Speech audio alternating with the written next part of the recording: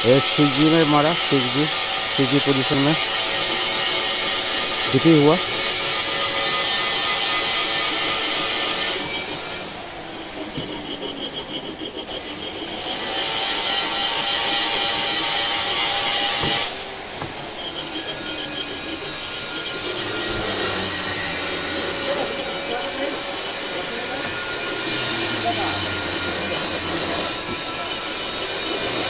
ये जो पाइप है रेडियोग्राफी होगा, यूटी होगा, बेन टेस्ट होगा ये पाइप में।